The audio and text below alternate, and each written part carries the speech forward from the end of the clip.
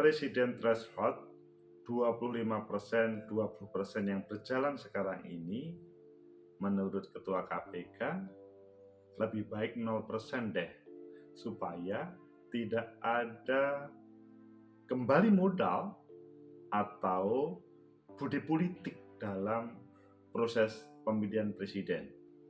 Gatot Nurmantio sama Rizal Ramli akan menggugat ke Mahkamah Konstitusi. Bagaimana menurut kalian? Menurut saya, lebih baik parlemen threshold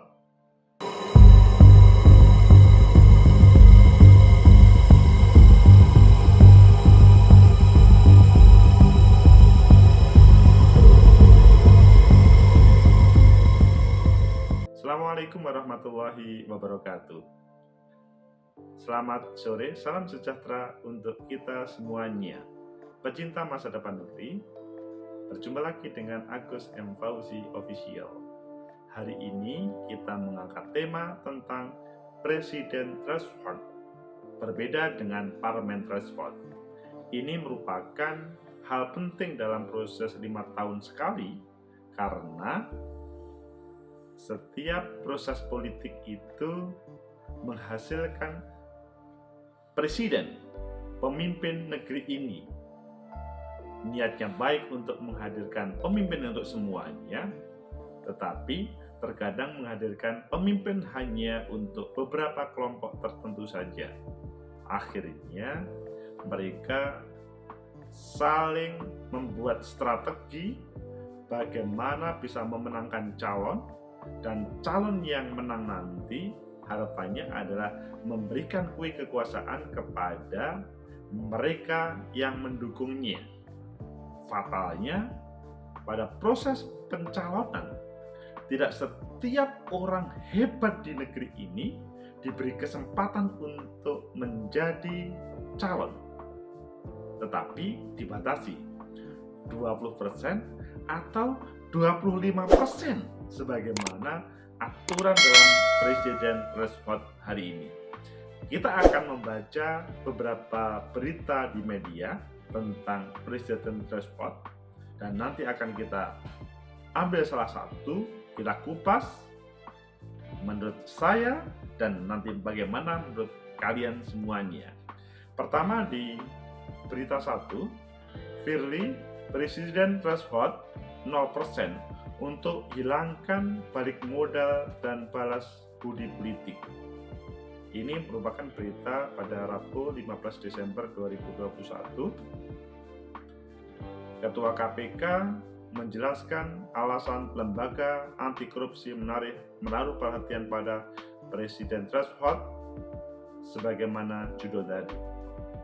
Kalau di berita lainnya, di liputan 6, dukung Presiden Threshold 0%, Firly Bahuri, saya tidak masuk ranah politik supaya tidak dihubungkan dengan proses politik yang terjadi pada saat ini.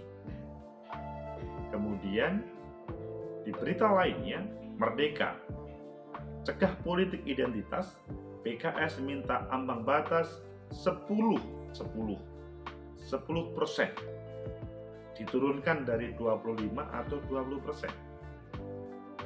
Berita yang satu lagi adalah di detik.com, Rizal Ramli, Gatot Nurmantio gugat presidensial threshold jadi 0% ke Mahkamah Konstitusi. Ini merupakan sebuah berita yang dalam bahasanya Detik, MK mendapat serbuan gugatan soal presiden threshold angka 20% menjadi 0%. Harapannya semua partai bisa mengusung calon presiden tanpa terpasung prosentase di parlemen. Itu beberapa judul berita. Ayo kita pilih salah satu aja loh gitu. Pilih yang pertama tadi. Menarik apa yang disampaikan oleh MK, meskipun nanti kita kupas semuanya. Saya berpendapat, kata Pak Firly, bahwa jika presiden threshold 0% bisa membuat mahar politik parpol hilang dan biaya kampanye murah, sehingga pejabat terpilih lebih leluasa bekerja baik, berkembang mirip korupsi, mikir korupsi untuk balik modal dan balas budi donatur. Kenapa tidak Presiden threshold ini 0%, kata Firly dalam keterangannya pada hari Rabu. Nah, ini mungkin sebagian pemirsa, loh kan sudah dilarang di Undang-Undang Pemilu, mahar itu tidak ada. Nah, ini mungkin mendasarkan pada realitas. Di regulasi tidak ada, tetapi faktanya masih sebagian ada. Karena yang berbicara Ketua KPK. Firly menjelaskan Presiden threshold menjadi perhatian KPK setelah mengkaji penyebab korupsi kepala daerah. Salah satunya karena biaya politik tinggi, betul kan? Jadi di regulasi, di undang-undang sudah tidak ada, tetapi di prakteknya, realitasnya itu masih ada. Hal ini diketahui KPK dari setidaknya 6 dari Kali Roadshow, webinar pendidikan dan pencegahan korupsi di provinsi, kabupaten, dan kota hasil pilkada tahun 2020 yang melibatkan gubernur, bupati, wali kota, dan DPRD kabupaten kota provinsi. Hal yang sama juga kerap mencuat saat rapat koordinasi dan supervisi pemberantasan korupsi terintegrasi di daerah. Jadi dasarnya karena proses sosialisasi, proses raker dengan berbagai komponen yang ada di daerah, meskipun regulasinya tidak ada mahar politik, faktanya ada.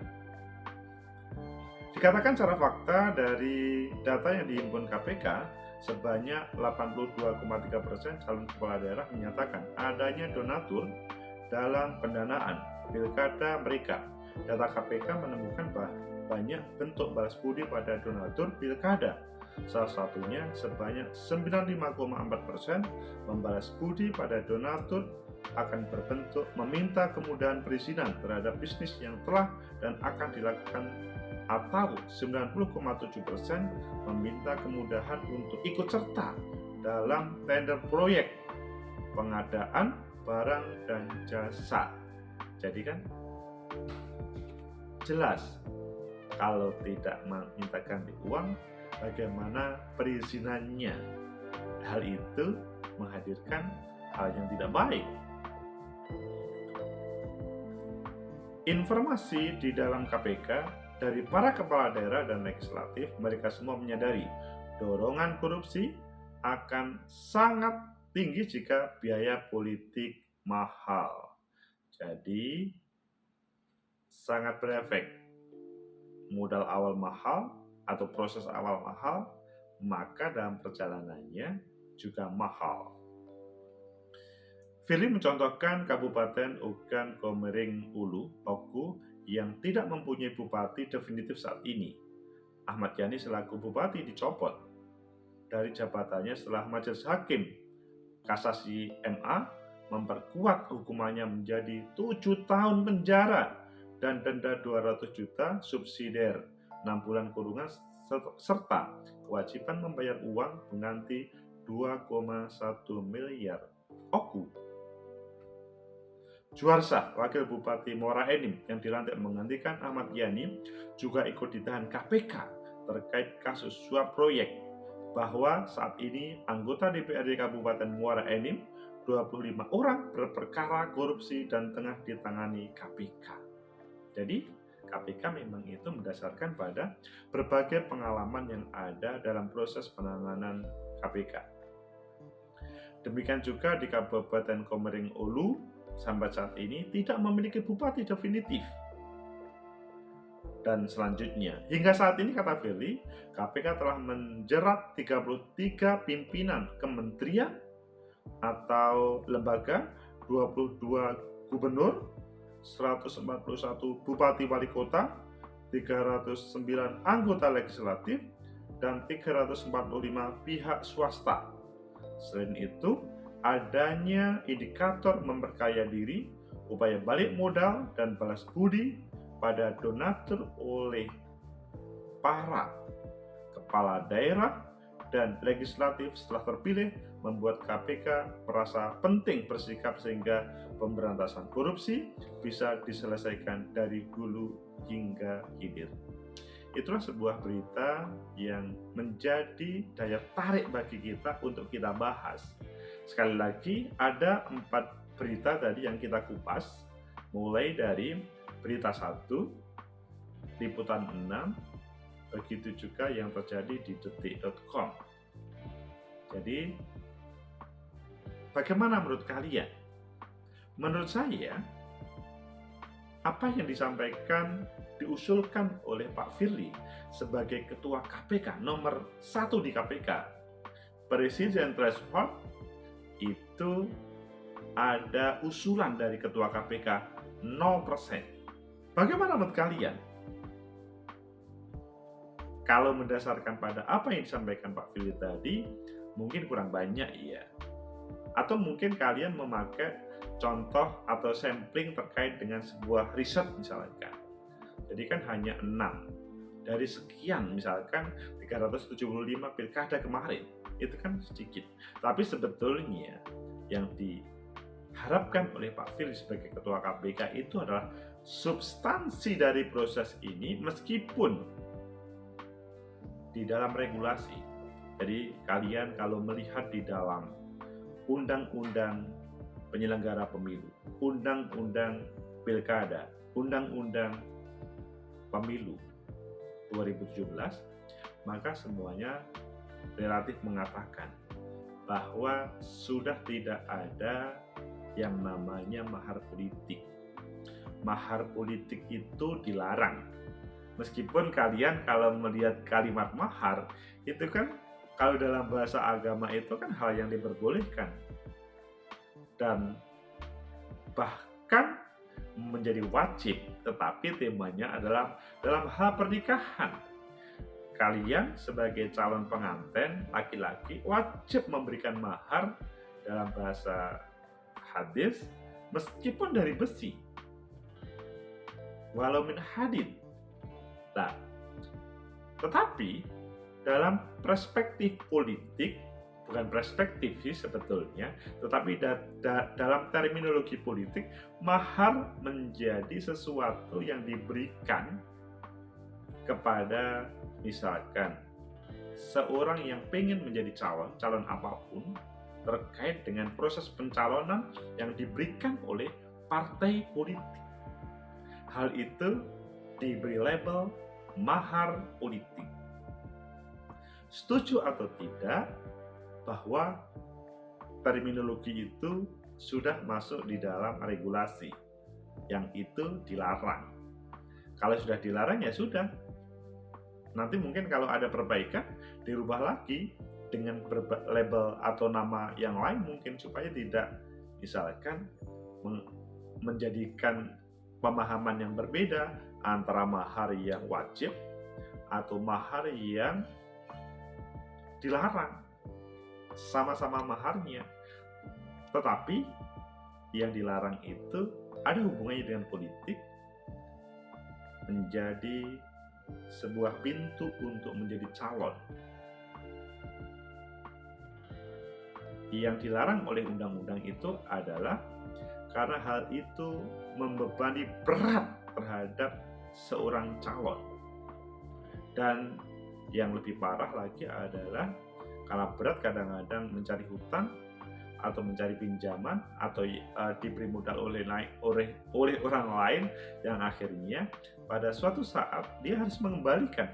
Berhutang budi itulah yang menjadikan seseorang berhutang budi atau berpikir korupsi pada proses ketika setelah terpilih.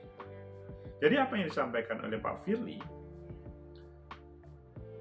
realitasnya mahar itu ada dan masih berjalan. Maka ketika ada 0% presiden threshold, maka akan menghilangkan mahar tersebut.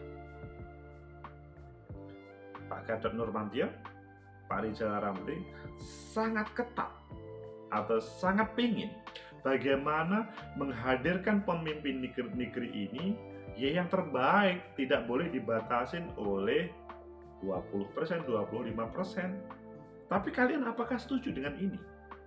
Menurut saya memang kita tidak boleh misalkan memproses dalam proses politik itu ya bebas sebebas-bebasnya. Ya memang kita demokrasi, tetapi harus ada sebuah aturan. Tetapi aturannya jangan sampai menghalangi seseorang untuk bisa maju. Tetapi kalau misalkan 0% itu mungkin bisa saja syaratnya adalah didukung oleh partai politik atau gabungan partai politik yang menjadi peserta pemilu terakhir. Jadi minimal ada modal dalam proses politik di 2024 ini, tidak misalkan tanpa partai politik kemudian bisa maju, atau partai politik baru ikut pemilu 2024 kemudian bisa mencalonkan. Ini kan belum berkeringat untuk negeri ini. Kalau menurut saya boleh-boleh saja sih, misalkan partai politik yang pemilu 2019 kemudian mengajukan syaratnya 2019 kemarin adalah juga menjadi peserta pemilu di 2024. Intinya bahwa partai politik tersebut berkeringat, berjuang untuk menampilkan yang terbaik negeri ini.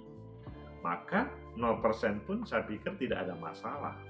Sehingga hadir berbagai calon. Tetapi kalau dia hanya bermodal partai politik baru menjadi peserta di 2024, menurut saya kurang bagus ya. Dia belum berkeringat selama 5 tahun ini.